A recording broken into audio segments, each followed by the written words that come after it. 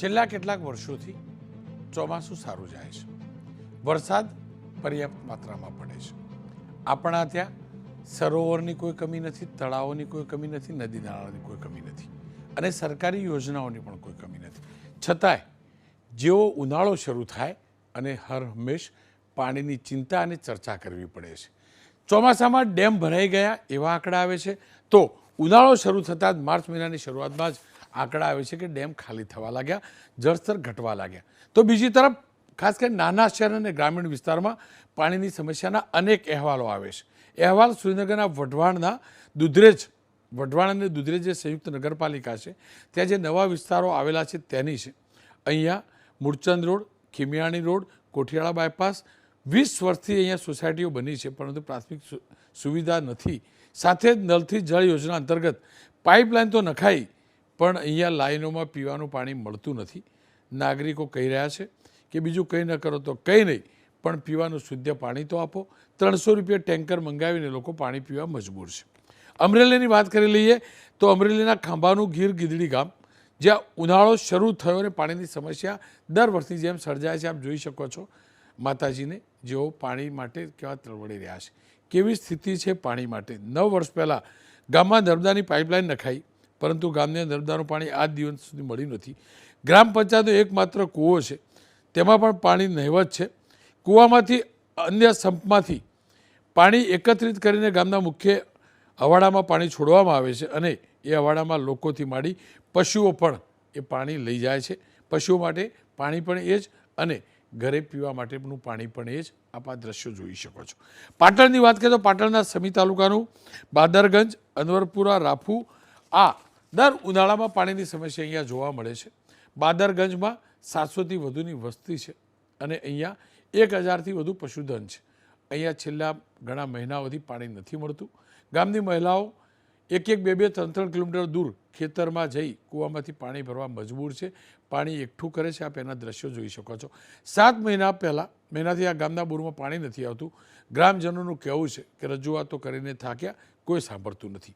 આ જ રીતે પાટણના શંખેશ્વર તાલુકામાં નવી કુંવર ગામ, અહીં પણ નળ ઘેર નળ તો છે, પણ નળમાં જળ નથી. 1500થી વધુની વસ્તી છે, 700 જેટલા પશુઓ છે. 3 મહિનાથી પીવાના પાણીની સમસ્યા છે. પાણીનો સમ ફિલ થઈ ચૂક્યો છે. લોકો ટેન્કરથી પાણી મંગાવીને પી રહ્યા છે.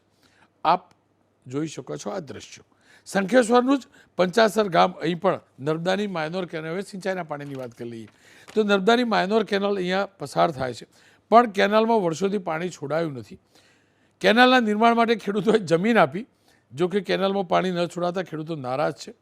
ખેડૂતો વિરોધ ચોક્કસથી કરી રહ્યા છે. ખેડૂતોની સમસ્યા છે કે જમીન આપી એ અપેક્ષાથી કે પાણી આવે ને બાકીની જમીન હરીભરી થાય, પણ સવાલ એ છે કે ના પણ આપી હોત તો એ સૂકી રહેવાની હતી અને આપી તો એ સૂકી. ખેર, ડેમની વાત કરી લઈએ તો ડેમની સ્થિતિ, જળાશયોના જે આંકડા મળ્યા છે એ પ્રકારે રાજ્યના 138 જળાશયોમાં 50%થી ઓછું જળસ્તર છે. 5 જળાશયો ખાલી છે, જ્યારે 36 ડેમમાં જળસ્તર 10%થી પણ ઓછું છે. ઝોન વાઇઝ વાત કરીએ તો ઉત્તર ગુજરાતના 15 જળાશયોમાં 43.77%, મધ્ય ગુજરાતના 17 જળાશયોમાં 68%, ગુજરાતના 13 જળાશયો, દક્ષિણ ગુજરાતના 13 જળાશયોમાં 68.96%, કચ્છના 20 જળાશયોમાં 38.31%, જ્યારે સૌરાષ્ટ્રના 141 જળાશયોમાં 36.42% પાણી છે. રાજ્યની જીવાદોરી કે જેના ઉપર સૌથી વધુ આપણે આધારિત છીએ, ત્યાં રાહતની વાત એ છે કે ત્યાં 66.75% પાણી બચેલું છે. આમ રાજ્યના 207 જળાશયોમાં સરેરાશ 62.38% જળસ્તર છે. 80થી 90% વચ્ચે જળસ્તર હોય તેવા 8 જળાશયો છે. આ જળાશયોમાં મોરબી મચ્છુ 3, કચ્છના કાલાઘોઘા, જૂનાગઢના હિરણ, મહીસાગરના વાંકાબોરી, સાબરકાંઠાના જવાનપુરા, દાહોદ, હડપ સામેલ છે. તો જળસ્તર ઓછું ધરાવતા મોટાભાગના જળાશયો સૌરાષ્ટ્રના છે. ખેર, આ તમામની વચ્ચે સવાલ એ છે કે પાણીના આયોજનમાં આપણે કાચા કેમ પડીએ છીએ અને એ વાત સરકાર સુધી પહોંચાડવી જરૂરી છે. પહેલો જવાબ એ છે, પાણીનો વેડફાટ જબરજસ્ત થાય છે. કારણ એ છે કે અનેક જગ્યાએ કેનાલો તૂટે છે અને કેનાલો તૂટી લાખો લીટર પાણી વેડફાય છે. ટીમ્પે ટીમ્પે સરોવર ભરાય ને, તો આ જ રીતે વેડફાટ લાખો લીટરે સરોવર કેટલા દિવસોમાં ખાલી થાય આપણે સમજી શકીએ છીએ. હિતેન્દ્રભાઈ ભારતીય જનતા પક્ષના નેતા, નિશાંત રાવલ કોંગ્રેસના નેતા છે, નિશાંતભાઈ, આપ શું માનો છો? કુદરત તો આપણને સંપત્તિ આપે છે, છતાં દર ઉનાળે શિવરાત્રિ ગયો ને બીજો ત્રીજો દિવસ શરૂ થઈ જાય ટાઇટલ પાણીની પારાયણ, પાણીની તકલીફ, શું કારણ હોઈ શકે? રોનકભાઈ, આપણા ગુજરાતના 70% મધ્યમ વર્ગ, ગરીબ અને ખેડૂત એ ગામડાઓમાં વસે છે, શહેરોમાં નથી વસતા. અને ગામડામાં વસતી આ જનતા માત્ર ને માત્ર સરકાર પાસે એવી પોકાર કરે છે કે નલ સે જલ તો દૂરની વાત છે, પહેલા ડેમ સે જલ તો આપો, નહેરો સે જલ તો આપો. માનનીય તત્કાલીન મુખ્યમંત્રી વિજયભાઈ રૂપાણી સાહેબ એવું બોલતા હતા કે એમના મહેસૂલ ખાતામાં સૌથી વધુ ભ્રષ્ટાચાર છે, પરંતુ હાલમાં જે પોઝિશન જળાશયોની છે એ પ્રમાણે એવું લાગે છે કે જે પાણી પુરવઠો ખાતો છે એમાં સૌથી વધારે ભ્રષ્ટાચાર છે. મારી પાસે એક આર્ટિકલ છે રોનકભાઈ, આપ જોઈ શકો છો કે ગુજરાતમાં ટોટલ 620 ડેમો છે, જેમાંથી 217 ડેમો તો 50 વર્ષ જૂના છે. એટલે એનો મતલબ કે ઓક્ટોબર 87માં જ્યારે કેન્દ્રમાં કોંગ્રેસની સરકાર આવી હતી ત્યારે કમિટી ઓન ડેમ સેફટીની રચના કરવામાં આવી હતી. જળાશયોની દેખરેખ, મેન્ટેનન્સ માટેની આ રચના કરવામાં આવી હતી. લગભગ 1995 સુધી ગુજરાતમાં કોંગ્રેસ સરકારે જેટલા ડેમો બનાવ્યા એની સેફટીથી લઈને એને મેન્ટેનન્સ કરવાની કામગીરી થતી હતી. પરંતુ 1995થી જ્યારથી ભારતીય જનતા પાર્ટીનું શાસન આવ્યું બંધ થઈ ગયું.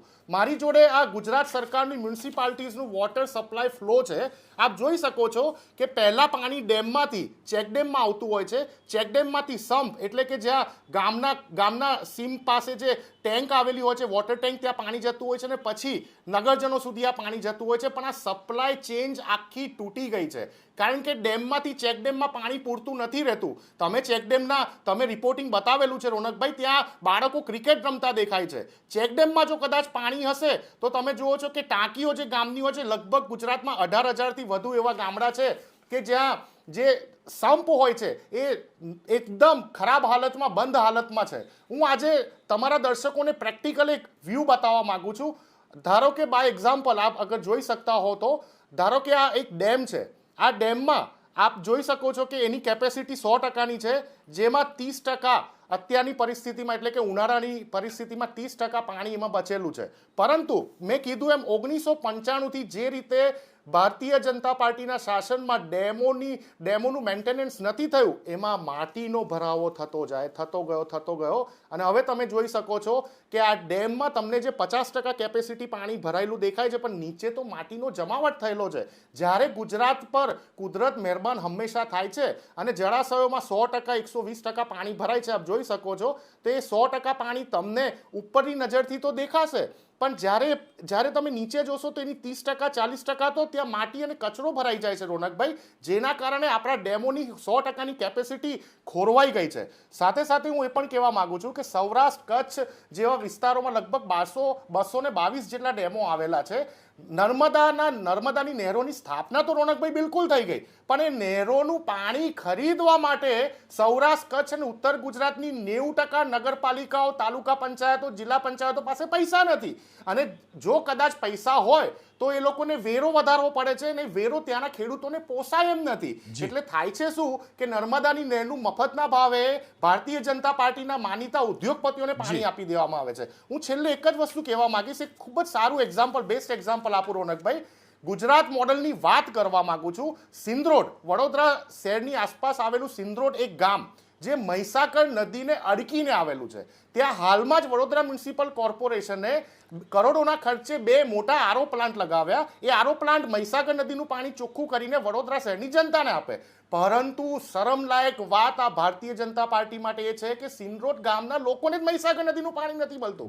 એમને તમામ આંદોલન કર્યા, ત્યાંના સ્થાનિક વિધાયકો, ત્યાં સાંસદ શ્રી રંજનબેનને પણ કેટલી અરજીઓ આપી, કેટલા આંદોલન કર્યા. તમે વિચારો કે એમને ટ્યુબવેલમાંથી પાણી લેવું પડે. ગ્રામ પંચાયતની જમીને સિંદરોડે જ્યારે મ્યુનિસિપલ કોર્પોરેશનને આરો પ્લાન્ટ બનાવવા આપી, એમને મહીસાગર નદીનું શુદ્ધ પાણી ના મળતું હોય તો ગુજરાતના સૌરાષ્ટ્ર, અમરેલી, રાજકોટ, કચ્છ, ઉત્તર ગુજરાતના રિમોટ ગામડે કેવી હાલત હશે આપણે સમજી શકીએ છીએ. ટ્યુબવેલનું પાણી ખારું આવે છે અને ખારું પાણી સિંચાઈ માટે પણ નથી વાપરી શકતા. પીવાના પાણી માટે તો આ વારંવાર દ્રશ્યો આપણે ગુજરાતમાં જોતા હોઈએ છીએ. નિશાંતભાઈ જોડાયેલા રહેજો. હિતેન્દ્રભાઈની પ્રતિક્રિયા લઈ લઈએ. આપે જે કહ્યું ને મહીસાગર વાળું, આપણા બાપ દાદા દૂરંદેશી હતા એટલે તો કહેવત આપેલી, એટલે તો કહેવત પાડેલી, દીવા તળે અંધારું. એવું જ હોય. હું દક્ષિણ ગુજરાતમાં રિપોર્ટિંગ કરતો હતો ને, એટલે નર્મદાના પટની અંદરથી મેં જોયેલું છે આદિવાસી પરિવારની મહિલાઓ ખાડો ખોદીને ઝરતું પાણી એકઠા કરતા. એટલે આવું હોય છે. હિતેન્દ્રભાઈ, સવાલ એ છે, જુઓ, એ હકીકત છે, નર્મદાના નીર કચ્છ સુધી પહોંચાડવાનો પ્રયાસ પ્રમાણિકપણે થયો છે અને તમામ સરકારોએ કર્યો છે. ભાજપનું શાસન વધુ સમય રહ્યો છે નર્મદા ડેમના નિર્માણના આસપાસના સમયમાં, એટલે આનો પ્રયાસ વધુ હોય, એ હકીકત છે. પણ એ પણ તો હકીકત છે હિતેન્દ્રભાઈ, આજે પણ આપણા વિકસિત ગુજરાતમાં આપણી માતાઓને એ અવાડા ઉપર પાણી લેવા જતા જોઈએ, કૂવામાંથી પાણી ખેંચતા જોઈએ, આપણા ખેડૂતની એ કેનાલ સૂકી જોઈએ. દર્દ તો થાય નહીં હિતેન્દ્રભાઈ. રોનકભાઈ, તમે ગુજરાતના લોકો ઉનાળામાં પાણી વિના ના ટળવડે એના માટે આ આગોતરી સરકારને વિનંતી કરવાની કે એને જાગૃત કરવાનો પ્રયાસ કર્યો છે, માટે હૃદયપૂર્વક આભાર માનું છું. ગુજરાતમાં એબીપી અસ્મિતાના પ્રસિદ્ધ માધ્યમથી ગુજરાતની જનતાને અને આપ સૌને આશ્વસ્ત કરું છું કે ગુજરાતનું જે જળ વ્યવસ્થાપન છે એ પ્રમાણે, અને હાલ આપે કીધું એ પ્રમાણે ડેમમાં જે પરિસ્થિતિ છે એ પ્રમાણે ગુજરાતની જનતાને પીવાના પાણીની કોઈ મુશ્કેલી નથી. અને એના કરતાં આગળ ઉનાળામાં અમે સિંચાઈનું પણ પાણી આપવાના છીએ, એવું અમારી પાસે આયોજન છે. અને એ આયોજન માટે કોઈના સર્ટિફિકેટની અમને જરૂર નથી. પાછલા 20 વર્ષથી ગુજરાતની જનતાને પાણી અને સિંચાઈની, એટલે શિયાળુ પાણી અને પછી ઉનાળામાં પણ પાણી મળે, હજુ પાણી ચાલુ છે. અને 15મી માર્ચ અથવા 30મી માર્ચ સુધી ખેડૂતોને ઉનાળામાં પાણી મળી રહ્યું છે, એ ખેડૂતોનો આત્મા જાણી રહ્યો છે.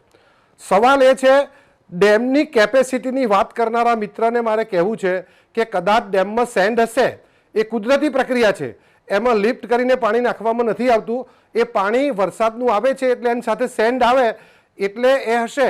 જો તમને એની કીપિંગ કેપેસિટીની ચિંતા હોત, અત્યારે નર્મદા ડેમની 4.5 મિલિયન એકર ફીટ પાણીની કેપેસિટી છે. આટલા વર્ષો સુધી એ 2 મિલિયન એકર ફીટની જ હતી. ઉપરના ડેમના દરવાજા બંધ નહીં કરવા દઈ અને 10 વર્ષ સુધી તમે ગુનાહિત કૃત્ય કર્યું છે કે કેમ? ગુજરાતની જનતા તમારી પાસે સવાલ પૂછે છે તમને કે 10 વર્ષ સુધી ડેમના દરવાજા બંધ નહીં કરી અને એની જે કીપિંગ કેપેસિટી જે 2 મિલિયન એકર ફીટ હતી એ અત્યારે 4.5 થઈ, તો 10 વર્ષ સુધી તમે કેમ એટલી ઓછી રાખી? તમને જો એ શરમજનક બાબત લાગતી હોય ભાજપ માટે, તો મને કોંગ્રેસના આગેવાનોને પૂછવું છે કે તમને શરમજનક નહોતું લાગતું કે આ ડેમના દરવાજા બંધ કરવા જોઈએ વહેલા? આ ડેમનો 1962માં શિલાન્યાસ કર્યા પછી છેક 1995માં કેશુભાઈ પટેલની ભારતીય જનતા પાર્ટીની સરકાર આવી, ત્યારે જ ડેમનું કામ 90 થી 95 થયું અને નરેન્દ્રભાઈ મોદીને ઉપવાસ કરી અને ડેમ પૂરો કરવો પડ્યો કે ચિમનભાઈ પટેલને કિસાન વિકાસ પત્ર, એક જ મિનિટ કિસાન વિકાસ પત્ર લઈ અને ડેમ પૂરો કરવો પડ્યો, ત્યારે તમને શરમ નથી આવી? એક બાબત. અને બીજું, રોનકભાઈ આપને વાત કરી દઉં કે ગુજરાતના જે ડેમ છે એમાં 9.5 મિલિયન એકર ફીટ પાણીની કેપેસિટી છે, પણ ટ્યુબ્યુનલથી આપણને 11 મિલિયન એકર ફીટ પાણી મળે છે. આપણને મધ્યપ્રદેશના ઓમકારેશ્વર અને ઇન્દિરાસાગર ડેમમાંથી સતત ક્રમશઃ પાણી મળવાનું છે. અને ડેમની કેપેસિટી છે એટલું જ બીજું પાણી આપણને સમગ્ર ઉનાળા તરફ દરમિયાન મળશે. કારણ કે ઓમકારેશ્વર અને ઇન્દિરાસાગર બંને ડેમ છે એ માત્ર વીજળી આધારિત ડેમ છે, એમાંથી સિંચાઈના પાણીનો ઉપયોગ નથી થતો. મધ્યપ્રદેશ રાજ્ય સરકાર સિંચાઈ માટે જ્યારે જ્યારે ટર્બાઇન શરૂ કરે ત્યારે આપણા ડેમમાં સરેરાશ પાણી આવતું જતું હોય છે. અને બંને સરકારોનું એનું ડેમની લેવલનું મેનેજમેન્ટ છે. આજે ગુજરાતમાં 66% પાણીની કેપેસિટી છે. નર્મદામાં જે છે તો એટલી બીજી થવાની છે. રહી વાત સૌરાષ્ટ્ર અને ઉત્તર ગુજરાતના ડેમોમાં પાણી ઓછું છે, તો જે દૂરંદર્શી છે ગુજરાત સરકારના તત્કાલીન મુખ્યમંત્રીઓની જે વહીવટ છે, એટલા માટે નદીઓમાં વહી જતું પાણી જાય ના એટલા માટે સૌની યોજના અને સુજલામ સુફલામ યોજનાથી સૌનીથી સૌરાષ્ટ્રના ડેમ ભરવાનું અને સુજલામ સુફલામથી ઉત્તર ગુજરાતના તળાવો ભરી અને પીવાના પાણીની વ્યવસ્થા સતત થાય એવું સુચારું આયોજન ગુજરાતની સરકારે કર્યું છે. એટલે શરમાવાનું તમારે છે કે તમને સુજલામ સુફલામનો વિચાર ના આવ્યો. વર્ષો સુધી નર્મદાનું પાણી ડેમના દરવાજા ન મૂક્યા અને આ સ્પેડિંગ કેનાલો પણ ના કરી. સૌરાષ્ટ્રમાં તો સ્થિતિ એવી હતી. હિતેન્દ્રભાઈ, વાત સાચી છે, પાણીની પહેલાં વ્યવસ્થા નહોતી. વાત સાચી છે કે ડેમ બન્યો અને કેમ કે આપ કહી રહ્યા છો ડેમના પાણીના વિતરણની, તો સરકાર પણ આજુબાજુના પ્રદેશમાં હવે તો પૂર્ણ રીતે ભાજપની થઈ ચૂકી છે. જે વિધાનસભામાં કંઈક આંકડા હતા ને એ પ્રમાણે આજુબાજુના રાજ્યોવાળા આપણા સરદાર સરોવર જોડે જોડાયેલા પાણીની કંઈક ખાસી એવી રકમ નહીં આપતા, એ પણ અપાવવી જોઈએ. કારણ કે આજુબાજુમાં એ જ ડબલ એન્જિનવાળી સરકાર છે. આપણા ગુજરાતમાં એન્જિન છે ને એ જ એન્જિનવાળી સરકાર છે, એટલે પૈસા એક તો આપણને મળે. એવું કંઈક કરાવજો, સરકારમાં કહેજો આટલું બધું તમે લાવો સરકારમાંથી, તો આવું સરકારમાં કહેજો બી ખરા કે આપણા પૈસા તો મહારાષ્ટ્રમાં કંઈક બાકી લેવાના, રાજસ્થાનમાં કંઈક બાકી હતા. કોંગ્રેસવાળા નહોતા આપતા. હવે તો તમારી આવી ગઈ ને સરકાર. પણ બીજું તમને કહેવું હતું, આટલી કેનાલો તૂટે, તમે આ બધું કર્યું, એનો આનંદ થાય, ગૌરવ થાય, નર્મદા ડેમ જોઈને ગૌરવ થાય, પણ આટલી કેનાલો તૂટે એની તો શરમ તો આવે ને આપણને. અને પાણી વેસ્ટેજ જાય, આપણે તો ટીપું પાણી બચાવ્યું એવી ભણેલા નાનપણથી, એટલે શરમ તો આવક ના આવે એની, આ કેનાલો તૂટે એનું. અને એટલે ચિંતા તો થાય કે નહીં હિતેન્દ્રભાઈ? નહીં રોનકભાઈ, તમારી વાત એકદમ સાચી છે કે પાણી જે ઉપલબ્ધ છે એનું બેસ્ટ મેનેજમેન્ટ થાય અને ટીપું પાણી વપરાય, એ આપણું આયોજન હોવું જોઈએ. અને એટલા માટે જ તમે જુઓ કે કેનાલમાં વહી જતું પાણી, નદીઓમાં વહી જતું પાણી આપણે સુજલામ સુફલામથી આપણે ઉત્તર ગુજરાતમાં પહોંચાડ્યું. 450 કરતાં વધારે તલાવ ત્યાં ભરાય છે.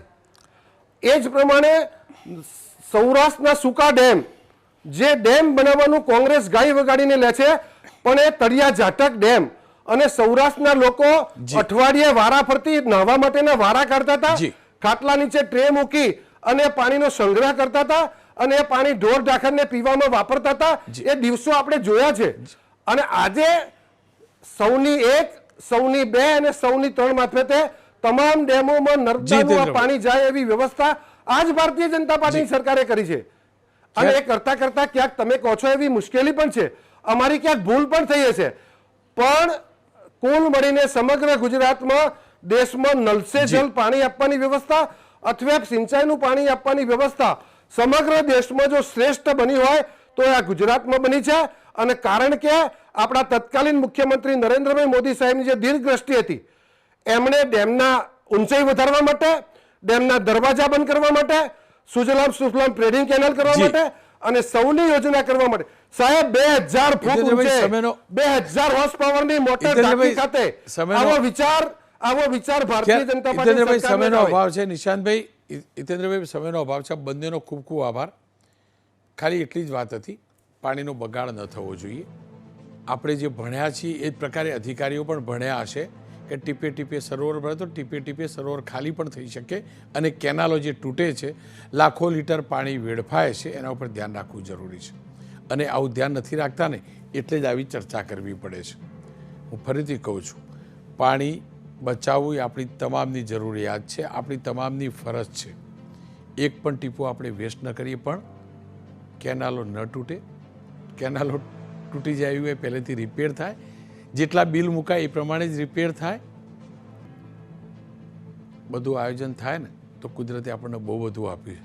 તરસ્યા નહીં રહેવું પડે. આશા રાખું ચોમાસું આવે ત્યાં સુધી આ પાણીનો પુરવઠો મારા ખેડૂતને પણ મળતો રહે અને તમારા મારા ઘેર પણ નળ ચાલુ કરીને આવતો રહે.